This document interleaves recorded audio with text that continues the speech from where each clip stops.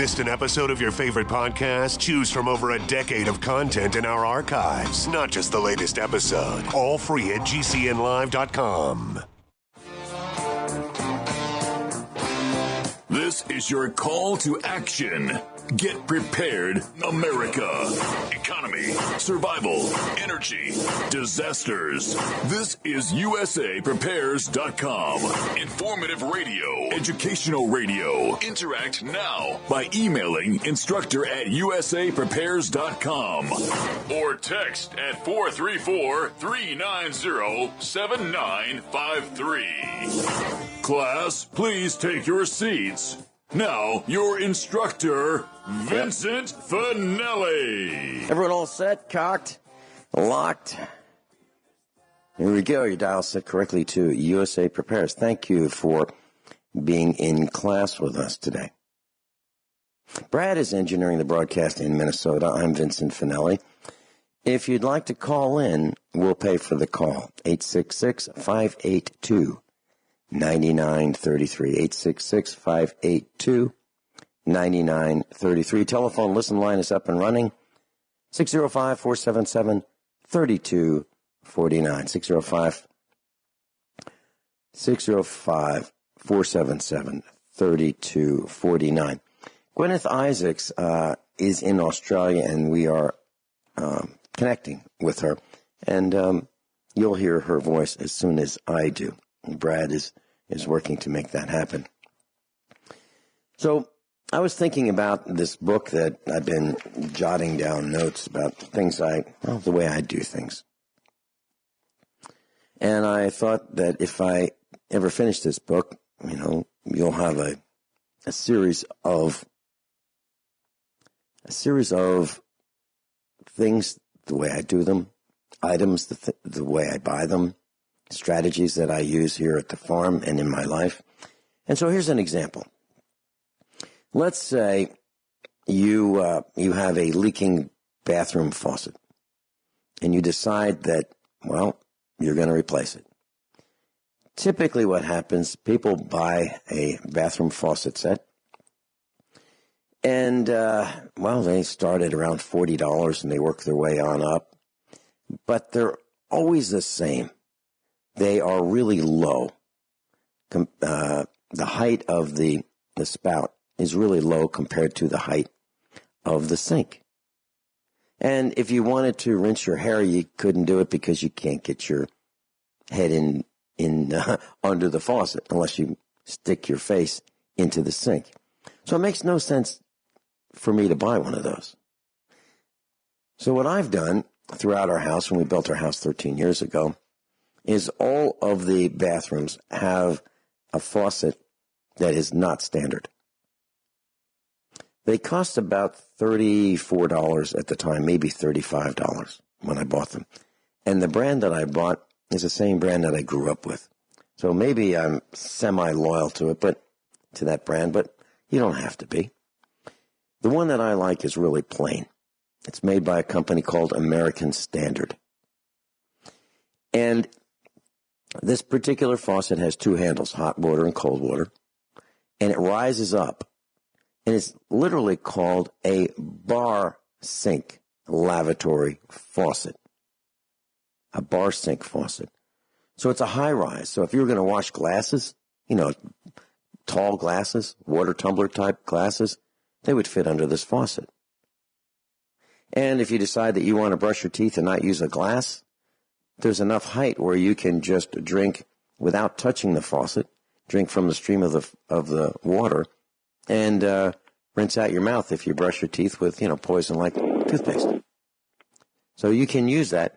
And what do they cost? Well, they cost right now, if you buy it on the internet, about $60. So a little less than twice as expensive as when I bought our first one. But just want to let you know, you don't have to do what everybody else does.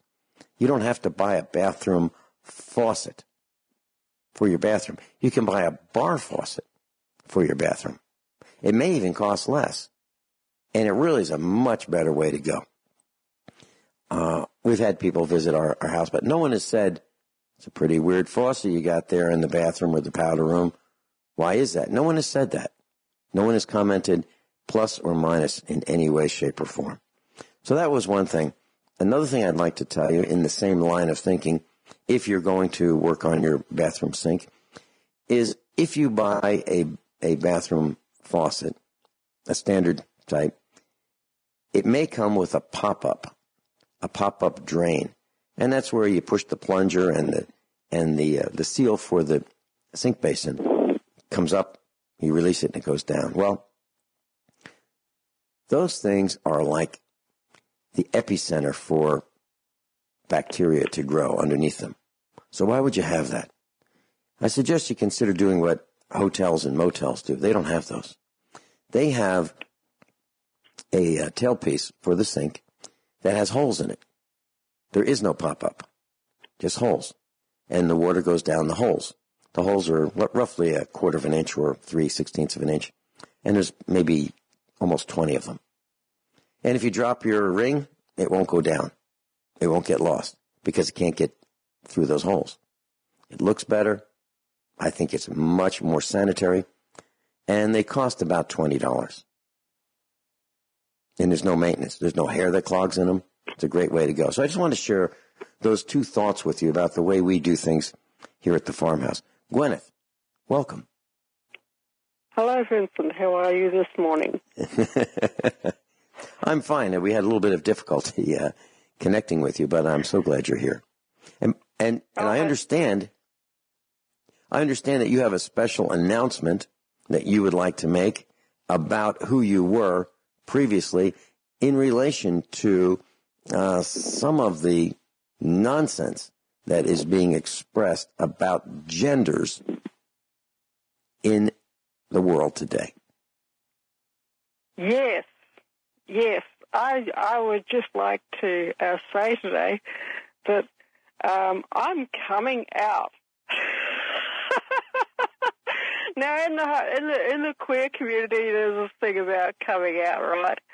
Where we announce your queerness to the world. Well, I'm going to announce my queerness to the world, all right? If anyone didn't know that I was a bit strange anyway. Now they know it for sure. Because in a past life, I was in two of my past lives, okay, I was actually a transvestite in both these past lives. And in one of them, okay, I was sort of alluding to this on Monday, but I didn't quite know how to say it, and I wasn't quite sure if I should name myself. But I went into a sort of a meditative state and, went and did some clearing of drains on the land this afternoon, and I said, right, I'm going to do this. I was, in a past life, a transvestite highway woman pretending to be a highwayman, and my name was Catherine Ferrers. If anybody wants to look up in their history books who Catherine Ferrers was, okay, she was quite a famous highway woman. Now, this is not something that I have just decided, okay. I have known about this past life for around about the last 17 or so years, okay. And everything that I've learned about Catherine Ferrers matches up with who I was in this past life, okay? And the other one was that I was also a transvestite, and I was a woman dressed as a man. And by the way, in both these past lives, I definitely liked men. So I wasn't, I wasn't homosexual in these past lives. But it's just sort of like, yes, the other past life where I was a transvestite as well. I was a woman dressed as a man, and I was a pirate on the Caribbean, and my name was called George Wilson. And once again, totally historical, traceable figure. And George Wilson was the lover of Bartholomew Roberts, the Pirate King.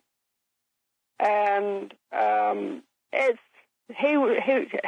she, whatever, was the messmate and first mate of Bartholomew Roberts, lived in the cabin with him, and is described in his contemporary historical sources as being the intimate friend of Bartholomew Roberts, that Roberts was very much attached to him, and that this was who the dispenser of justice was, that I think I spoke about in a few broadcasts ago, that Bartholomew Roberts actually nominated George Wilson to be his dispenser of justice. So, there you go. All this gender weirdness. And do you know something? Really looking into the feelings that these two, Catherine Ferrers and George Wilson, have about this whole transgender thing, it irritates me. As, you know, of my past life selves, it irritates them, because these people, these transgender people, they, with a few exceptions that I've found, okay, they are weak. They are wanting attention. They are wanting to, you know, they're so lacking in confidence, and yet they want to tell us how to run our lives. You know, they want to bully us, and they want to box us into a corner, and they want to be the ones to lay down the rules, and yet they have no morality. They have very little intelligence, and they've just got no moral framework. Does that make sense to you, Vincent? Yeah. Light-loafered people who consider themselves transgender, homosexual, in many cases are very weak. Very weak. And I don't want them telling me what to do. Guineith Isaacs is with us live in Australia, and she's talking about transgender weaklings, wusses. Guineith, please continue. Okay, yeah, basically what I was saying is both of these people, okay, that is Catherine Ferrers and also George Wilson, they both lived in an age with almost unimaginable difficulties. Okay, I'll start off with a quick biography of Catherine Ferrers. Her father died 2 weeks before she was born. Thankfully, she was born into one of the most fabulously wealthy houses in Britain. So it didn't really matter that there was no male head of household, and this was around about, she was born in 1634. Okay, so this is a while ago. This is almost 400 years ago that she was born. Her mother died when she was 6. So at the age of 6, she was one of the wealthiest little girls in all of England. And you would think that, in fact, in all of Britain, and you would think that everything would be fine from there, that, you know, that she would go on to have a really wealthy, prosperous life, and, you know, you'd never hear anything of her. But no, of course, life doesn't work like that. When she was, and her neighbour took it upon himself to, quote-unquote, look after her. And whenever you have somebody coming and wanting to, and you're in a bad situation, and they want to, quote unquote, look after you, that should be warning bells right there. Although she was only 6 years old and she probably still did need somebody to look after her. But that it didn't go well because this neighbour ended up marrying her to his son at the age of 13 years old. In that time in Britain, child marriages were allowed. Her husband raped her at the age of 13, and she was never able to conceive. And these people think they've got it rough. Really? She was the end of the line.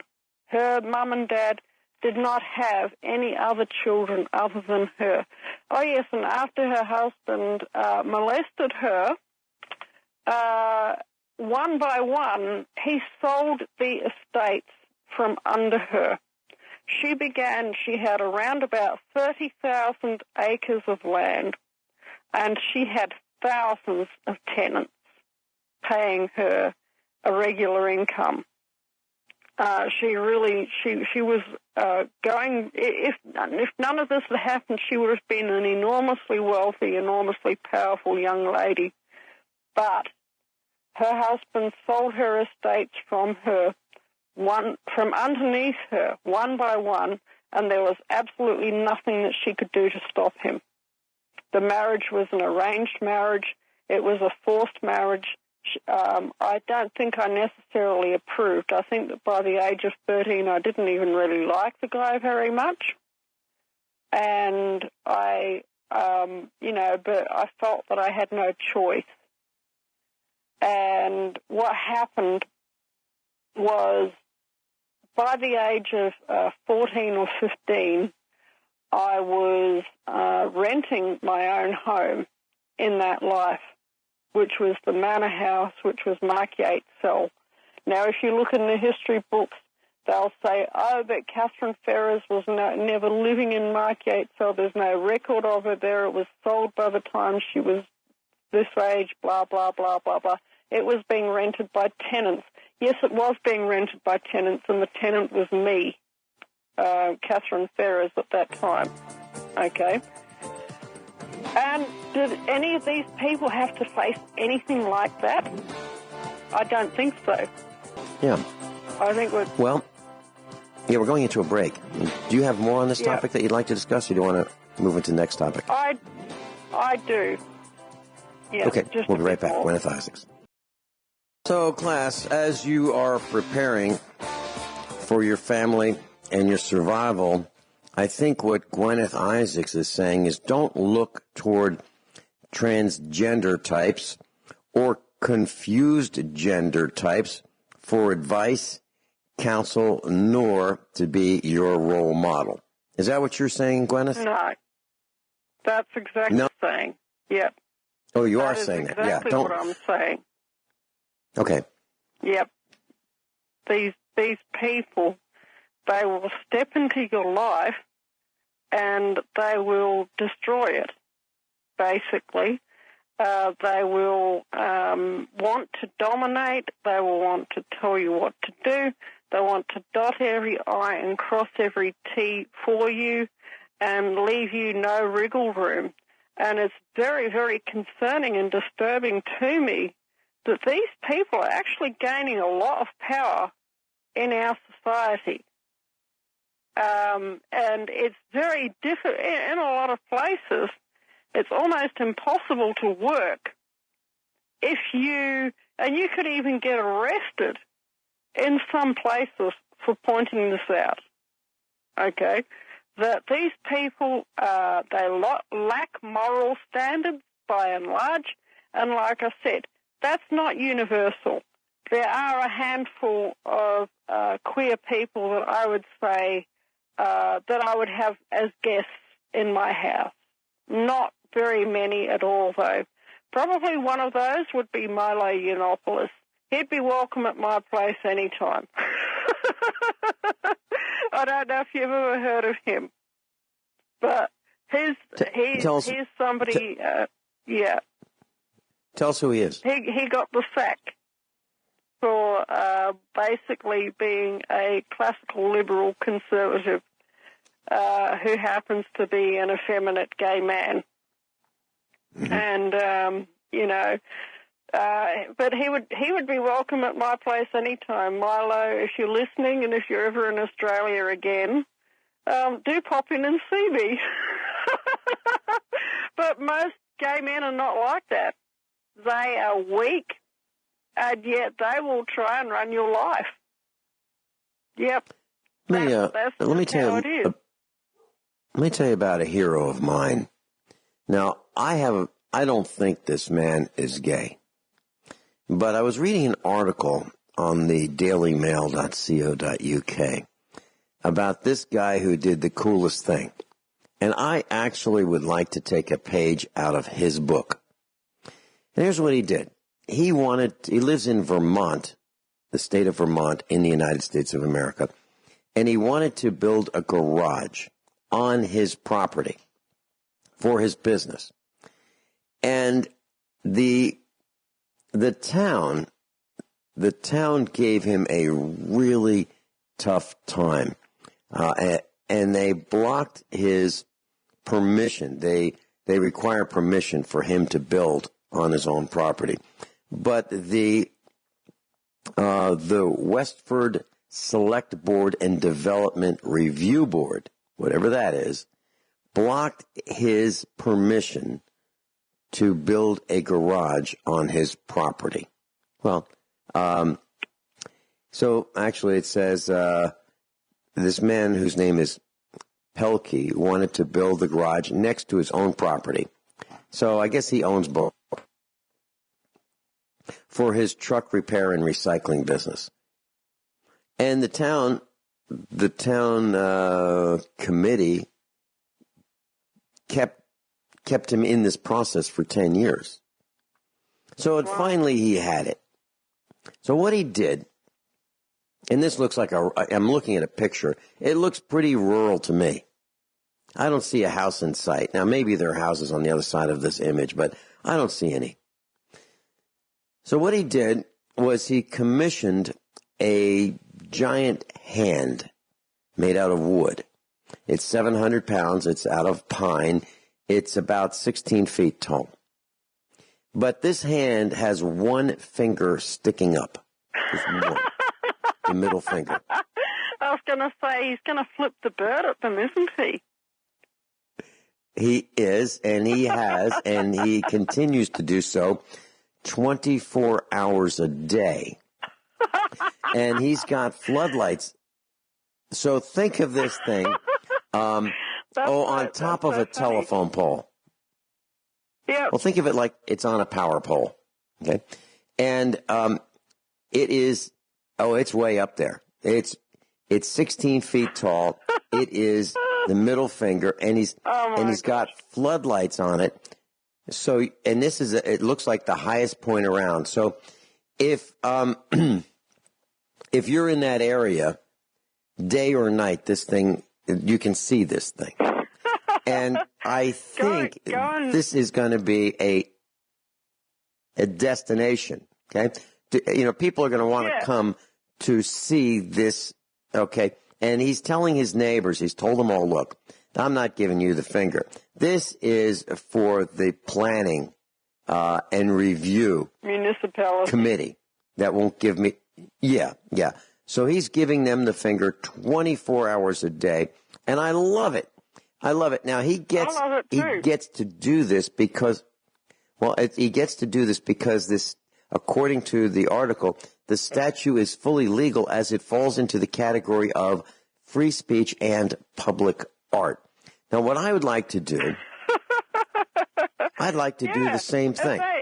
I would like to do the same thing. Yep. If they can have a statue. Now, who would I be giving? Yeah. In a bucket of urine, which to you and me is totally offensive. then why not? It's just these people, they are saying we can do whatever we want. And I say, okay, let's do whatever we want then. Okay? What I would be doing, I'd be saluting Laclede Electric. You know, this company that is giving me such a hard time. Yeah. That's right. And I really mean it. I would love to do it, and I've got. We have an extraordinary delay here, so we have an extraordinary delay here. Let me just take a quick look. A delay is at least a second, but anyway, we have a barn on top of a hill, and the barn's got to be 35 feet in the air, maybe more, maybe 40.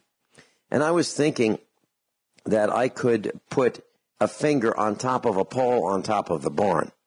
Now it would literally, and it's on a hill, it would literally be the highest thing except for the cell tower, which is, 10 miles away.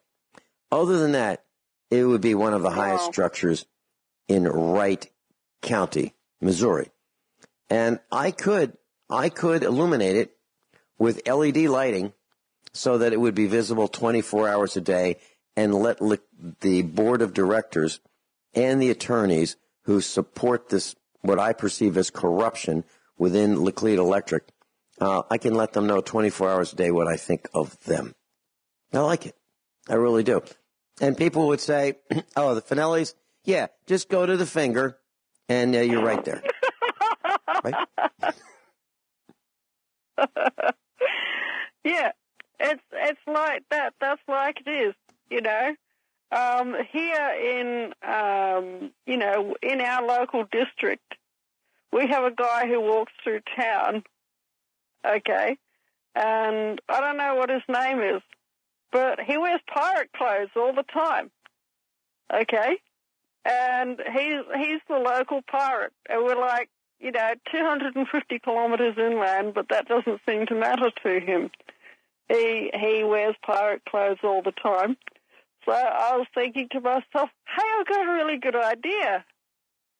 I'll put my George Wilson clothes on, and then there can be two pirates in town.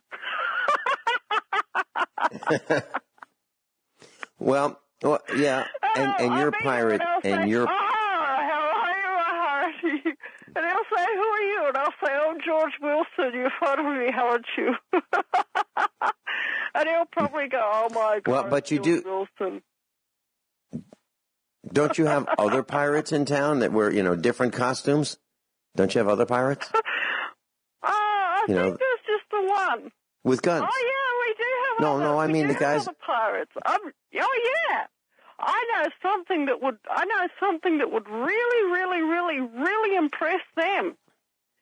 If I didn't just if I wore my George Wilson clothes, they might not immediately get it. Because there's already the other pirates we're talking about, the police, of course. Because there's already one pirate in town, and so for there to be two pirates in town, it might not matter very much. But if I wore my Catherine Ferris clothes, I'm sure that I would be the center of attention. If I walked into the middle of Bendigo wearing my tricorn hat and my black cape and my black riding breeches and, and the mask.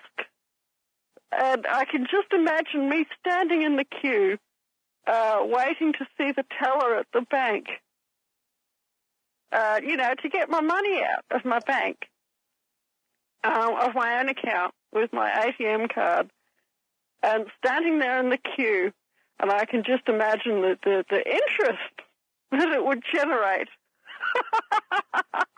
Now, I'm not saying that I'm going to do that.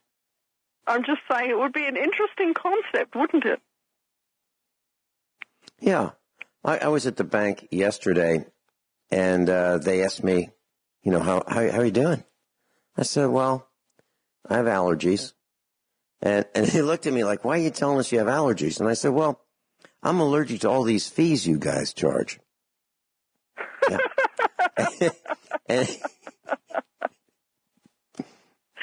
oh my God! They got it. One other thing. I was leaving the bank, and I aimed the key. I have an old-fashioned key in my 22-year-old car. I aimed the key at the front windshield, and it unlocked the doors. And I walked over to the passenger door to let Mrs. Finelli in. She said, "You used to open the door for me." I said, "You used to wear skirts." Guineith Isaacs is with us, and I'd like to expose something right now that you probably all need to know about. This happened to me and one of our instructors.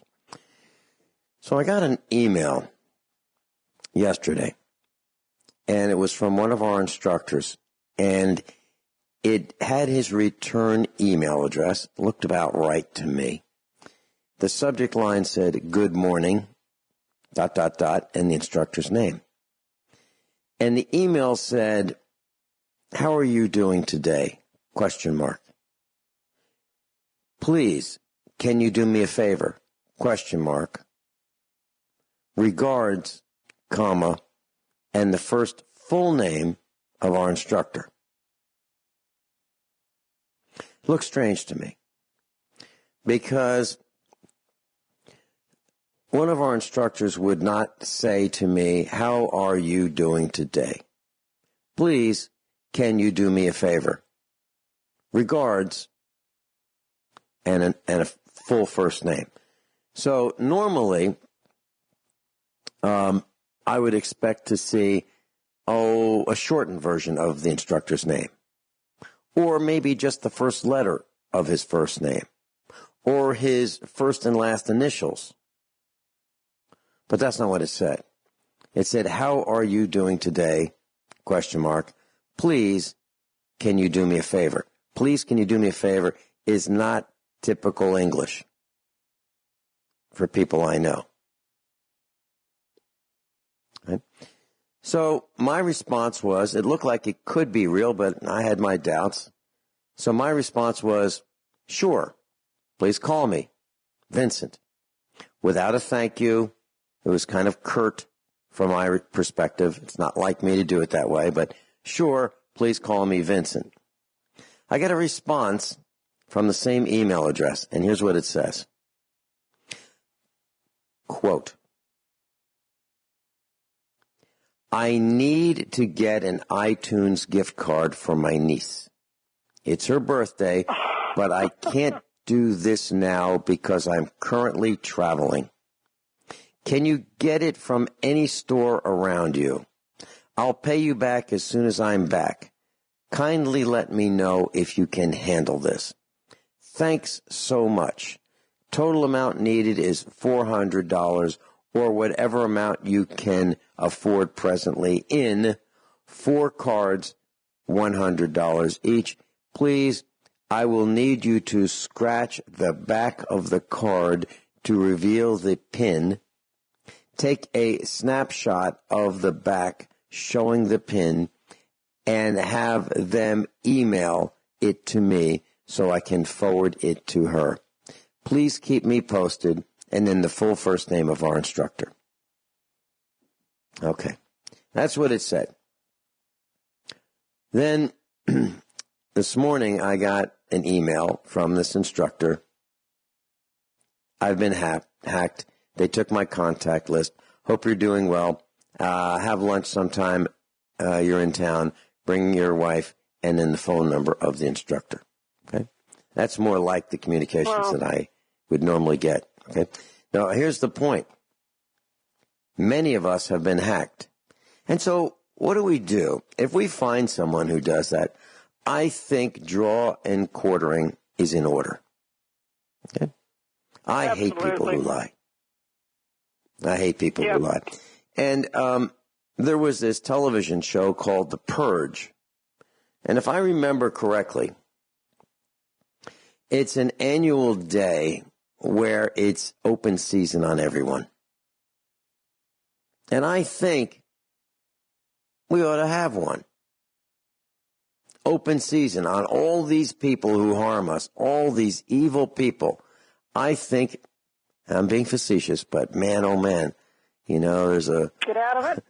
There's a... What was that? Oh, I was just talking to my dog. Getting into the Okay, what I was saying is that I think there's going to come a time where there will be a purge, and people will just delight in thinning out the evil that is surrounding us, top, bottom, left, right, north, south, east, west, everywhere. Everywhere there's evil. And I'd love to get my hands on this guy who is trying to rip me off for $400 under the pretense that I have a friend and an instructor in need. It's an outrage. I want to get my hands on him. And, of course, I think we need to get our hands on other people, too. We'll be right back. Well, I'm all excited.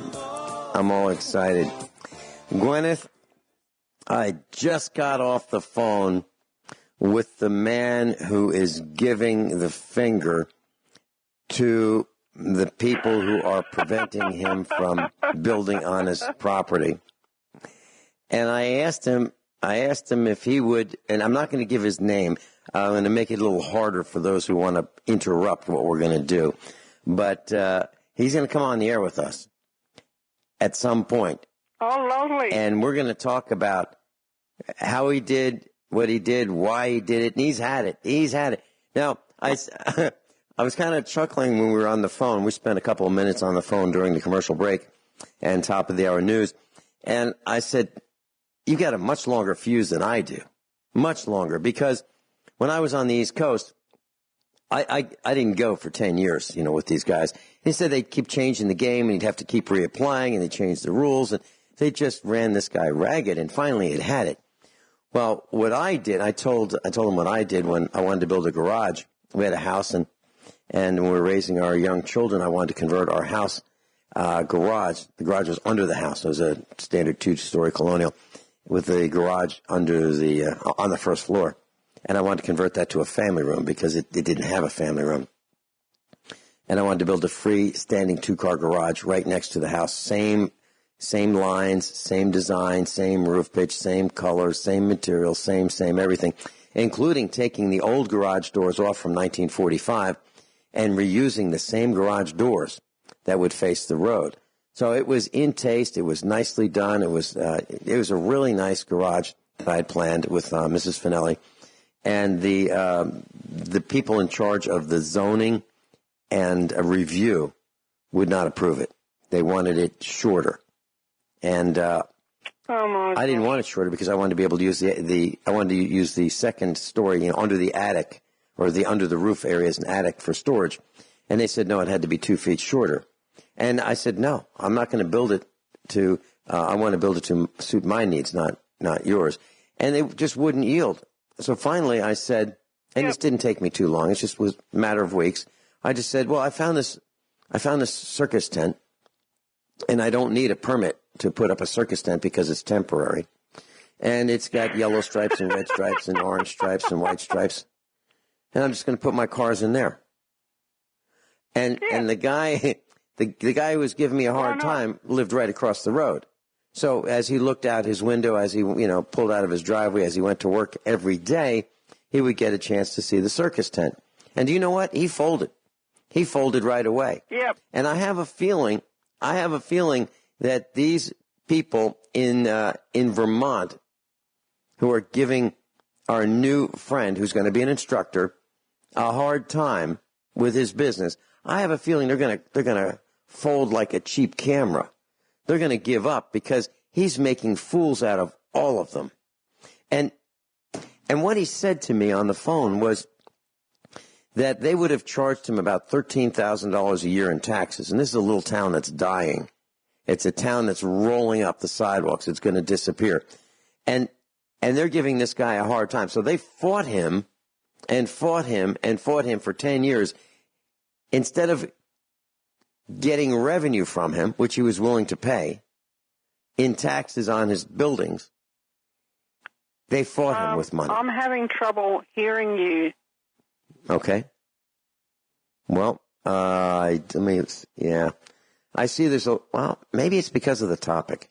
I'm seeing that there's some, it looks like jitter in my transmission to you, and I can't fix it without disconnecting. I can disconnect and reconnect. However, if I do that, you'll lose me completely for about 15 seconds. Okay, so I can't do that. The call quality here is really, really going south. If there's any of the engineers at GCN, hello? Yeah, okay, would you like... all right. Well, the problem, I think, is with... Are you still there? Yeah, I'm here. It was just for about 30 seconds. The call quality there was just absolutely atrocious, and I couldn't hear a word you were saying. It's better now, right? You're fine again now. Yep. Yeah, you're good now. I can see it. I can see it on my screen. But Gwyneth, what's the next topic that you'd like to share? We can hear you just fine. Okay, now that's fine. I would like to keep on with actually the same theme that you, that you raised, because I've been kind of hammered too, where I am by, by the Victoria Police and by the Queensland Police and by the WA Police, and I think I might, I haven't decided on this for sure yet. But I think that a really good idea might be to put up a billboard in my front paddock. I just considered this as you were discussing this and this sculpture and this work of art that this man has. And, something, I could put up a billboard in my front paddock facing the road for everybody to see, and I could do some artwork on that billboard on my own front paddock. And do you know what I would do? I would put up, is this the music that I can hear coming in the background? Or not quite yet? No, not yet. Not yet. Okay, no, that's fine. Anyway, on this billboard, how it would be is it would be a black flag, okay? And if anyone wants to look up online what the Roberts flag was, I think you mentioned it at one time, where it had Roberts and a skeleton holding an hourglass together, and that would be one example. And I could have a particular hand gesture underneath the hourglass. And then to have under one of Robert's feet a skull, and underneath the skull to have something written like, I don't know, Vic Pole, and then under the other foot to have maybe WA Pole under the skull under the other foot.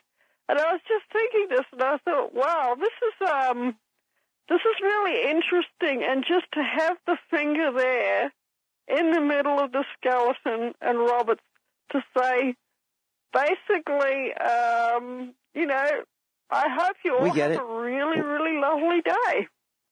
Yeah, we get it. It's the universal, not happy with your behavior. They haven't given me quarter. Mm-hmm. No, that's right.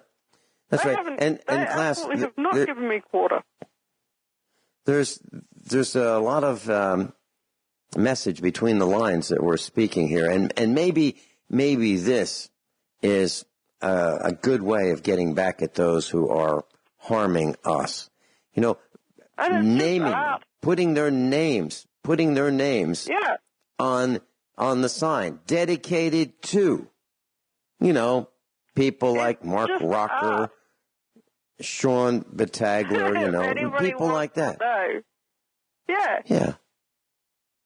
It's just art, if anybody wants to know.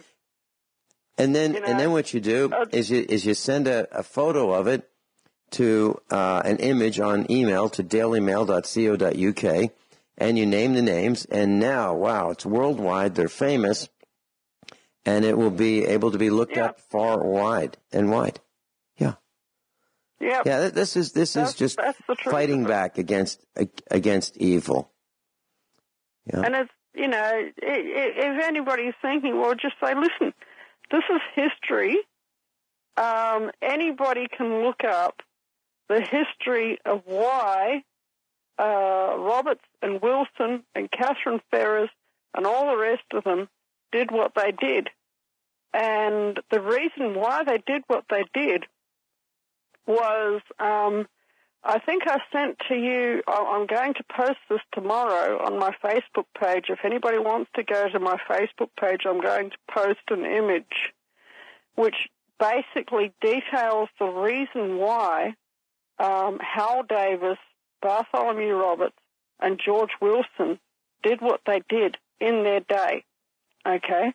And basically the reason why they did what they did was to dispense a bit of justice to ship owners who and sea captains and ship's officers who were in many cases not even giving their crew adequate food and water. Could you imagine that? And what happened was George Wilson actually suffered from scurvy. Okay, he developed scurvy from being marooned on a cannibal coast in Africa for 5 months. And that was by a particular ship's captain by the name of Thomas Tarleton. Okay, and what Wilson, and also, you know, with some help from his friend at that time, Christopher Moody, and also Bartholomew Roberts himself, when Wilson eventually caught up with Thomas Tarleton, he was still in a scurvy state. He was still recovering from scurvy. But nevertheless, that didn't prevent George Wilson, with the help of Christopher Moody, from almost bashing Thomas Tarleton senseless. And after that, they dragged Thomas Tarleton before Bartholomew Roberts, and then Bartholomew Roberts bashed him, and then he really was senseless. And I think a short time after that, Thomas Tarleton ended up getting fed to the sharks. And, you know, what we're saying here is, you know, that in that day there were consequences for actions. And I'm absolutely not saying that anything is going to happen, but karma happens, and I've found it in my own life. Guineith Isaacs is with us. Class, I have a warning for all of you. There's an appliance that I'm learning more and more about. We don't have one, so I'm at a disadvantage for some of this information, but I do understand the principles. There's an appliance that's being sold to unsuspecting customers, and it's called a front-load washing machine. And one of the problems with a front-load washing machine is it has a door. And when you're done with washing your clothes, you probably want to close the door. Well, if you had a top-loading washing machine, you would probably not do that. Most of the time, if you have a top-loading washing machine, you open the lid, you take the clothes out, you hang them up, or you put them in a dryer, whatever you do with them to dry them. But the lid stays open, and any moisture in there evaporates into the air. Well, with the front-loading washing machines, people are putting them in their kitchens, in their laundry rooms, they're putting them where they are convenient. But the problem is, leaving the door open is inconvenient, so they close the door, leaves the moisture in there, and black mold grows in these washing machines, these front-loading washing machines. And I think a front-loading washing machine is one of the dumbest things that's ever happened. I really do. So they cost more, they use less electricity, but what happens is the water is trapped inside and mold grows behind these rubber seals where you can't see it. So if you have a front-loading washing machine and you have a rubber seal where the front door contacts the cabinetry, look behind, pull out that rubber seal and see if you have black mold. If you do, what do? Well, it's a problem. So anything that you're going to use to kill mold is toxic to you, or for the most part, toxic to you. People have tried putting, a cup of vinegar in their washing machine without any clothes in it to run the washer and see if that will kill it. Some people have used baking soda. Some people have used clove oil. Some people have used chlorine bleach. And if I were doing it, I think I would just use some chlorine bleach. I would put it in the washing machine and I would unplug it, get it, I don't know what the word would be, tumbling, get it tumbling. Fill it get the chlorine. Fill it and then unplug it when it's full. Right. And let it sit for a day or so. Right. And then you'd kill most of the mold, then go back in with a respirator mask and paper towels and wipe out all that black mold. So think about how you're going to do it, but don't be trapped into buying these stupid appliances just because they look cool. I was in a house, and I didn't know these people. I was buying something from them on the internet, and we were doing the transaction in the kitchen, and I saw these appliances, this brand new front load washer and dryer. And I said, well, how do you? I said to the wife, how do you like them? So, well, they really smell. The washer really smells, but, I have to leave the door open, but I can't leave the door open because it's in the way. But they didn't think about that when they were buying the washing machine. And the salesman probably never said, hey, listen, just want to let you know that in order to use this thing, you're going to have to leave the door open. And so is it going to be in a place where you're going to trip over the door? So if it is, don't buy it. Now, I'm sure that never happened. I'm sure it never happened. Appliance salesmen are typically on commission, and they want to sell you something. So they'd much rather sell you a $1,600 set of washer and dryer as compared to a top loader that might be $800 or $900 for the set. So people are greedy, and they don't really care about you after the sale. They just want their commission. So keep that in mind. And if it were up to me, I wouldn't have one. I would not have a front-load washing machine. If you think about it, if you have a top loader, you have this tub. There's an inner tub and an outer tub. And the water in the inner tub is lower than the height of the outer tub, so it won't leak out.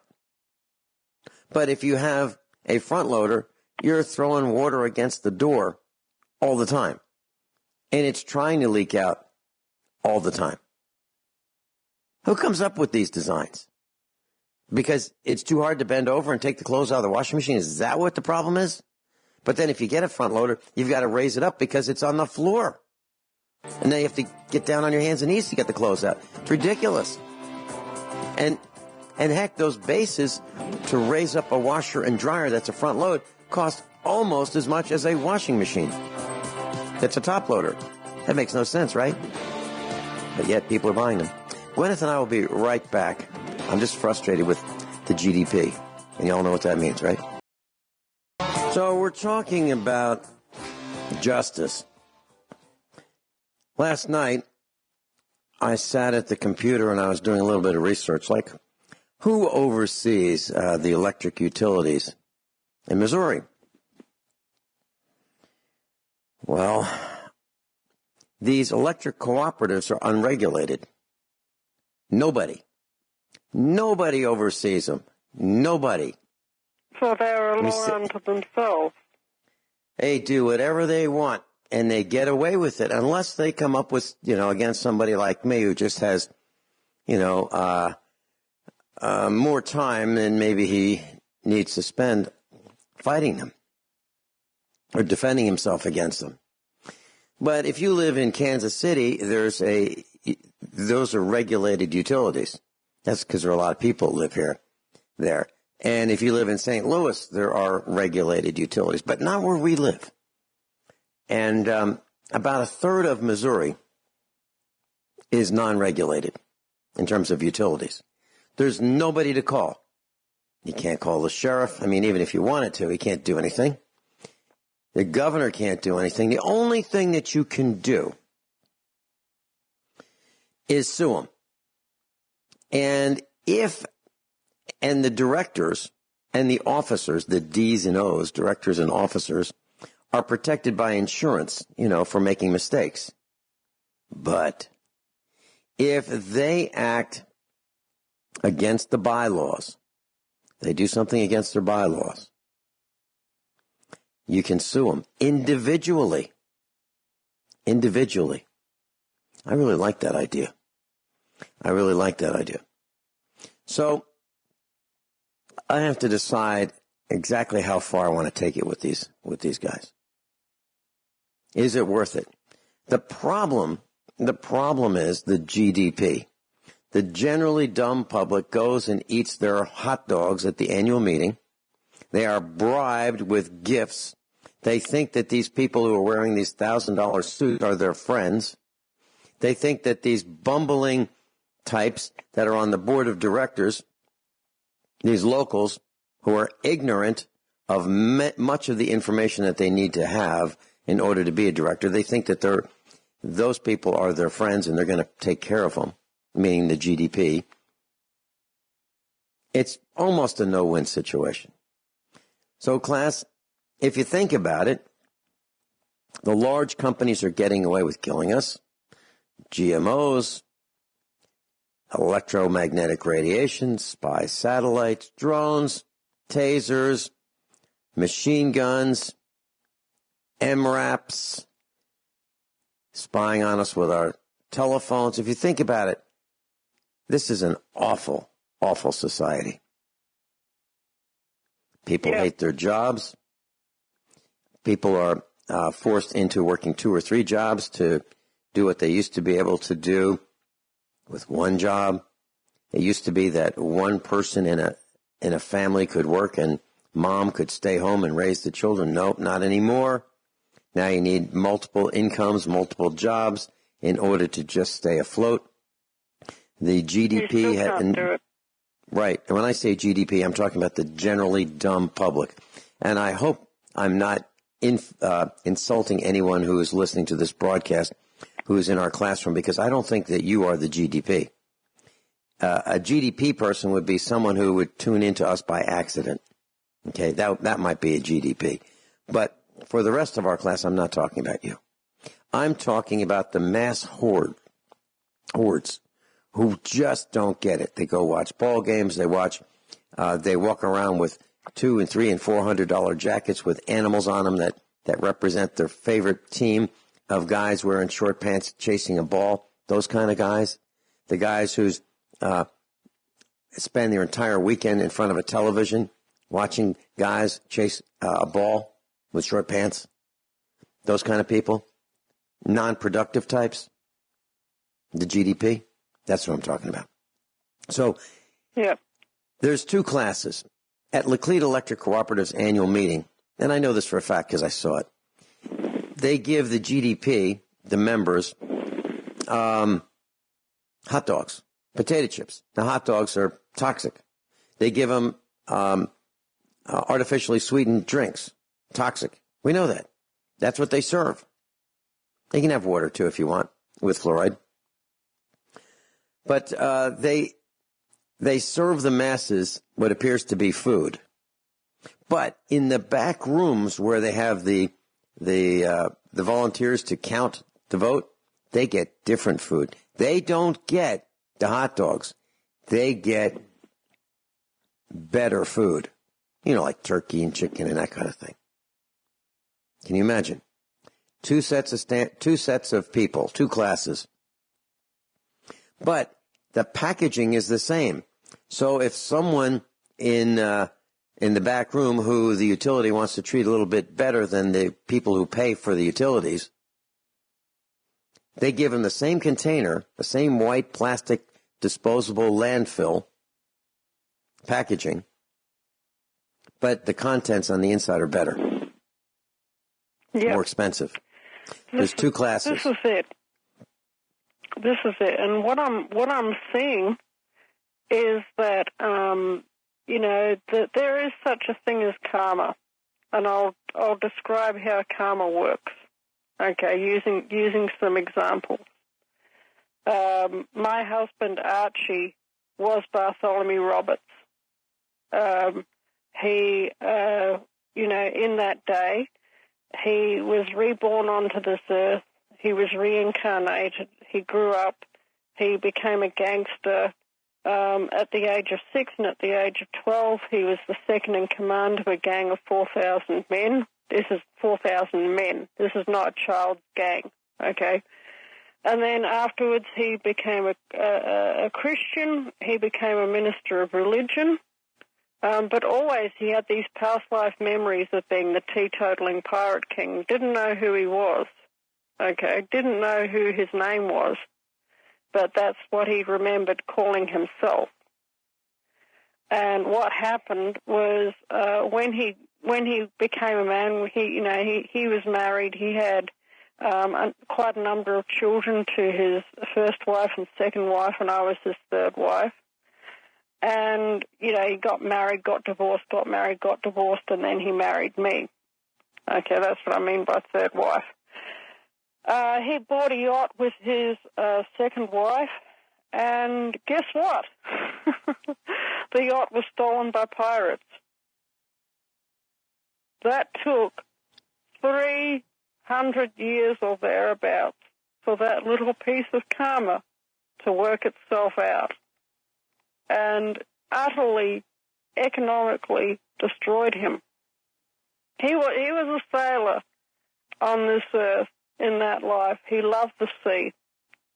But it absolutely economically broke him when he had pirates come in one day when he was in Melbourne and his yacht was moored in Sydney. It was a 60-foot yacht, gaff rigged ketch, absolutely beautiful. And he was living on this yacht with his whole family, and the yacht was stolen by pirates. And that is an example of karma working itself out, because, he never owned a yacht again, and it absolutely broke his heart. And here's another example, okay?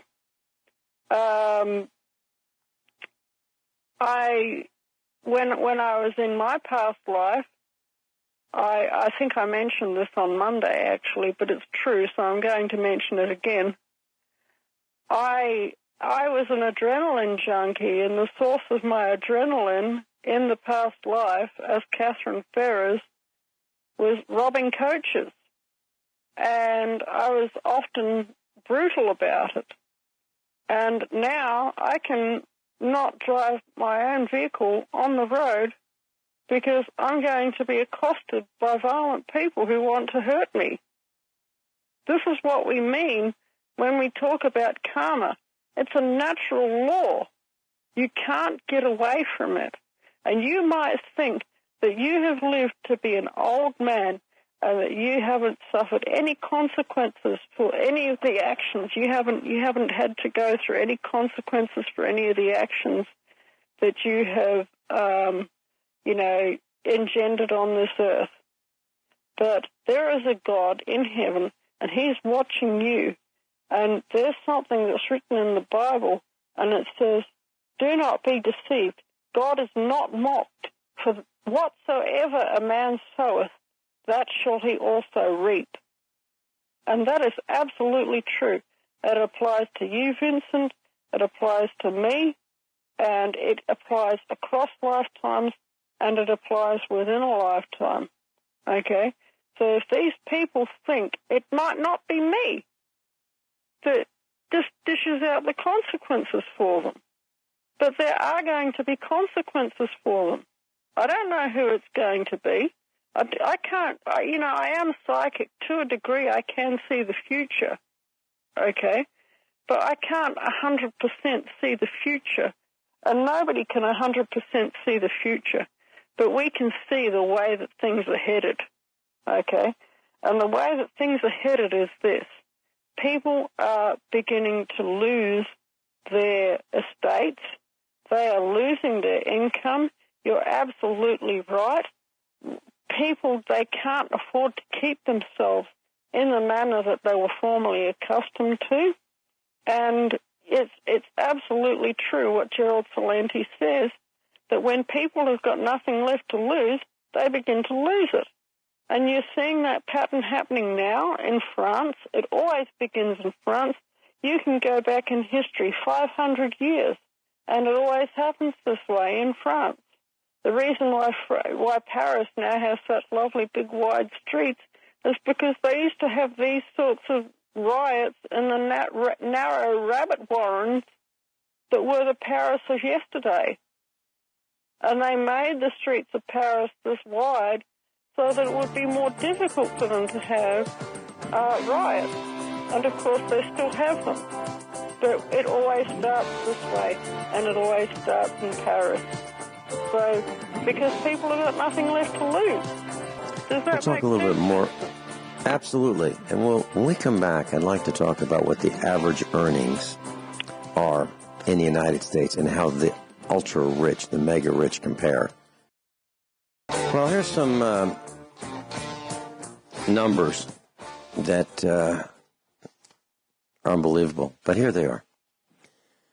So if the average worker earns $37,000 a year, let's compare that to Jeff Bezos, Mark Zuckerberg, Bill Gates. So Jeff Bezos earns about $2.4 billion a month. It takes him 28 seconds to earn what the average person earns in a year. Mark Zuckerberg, he's the CEO of Facebook.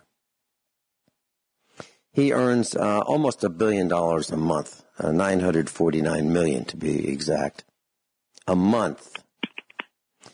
It takes him 60 seconds to earn what the average worker takes a year to earn. It takes him 60 seconds, a minute.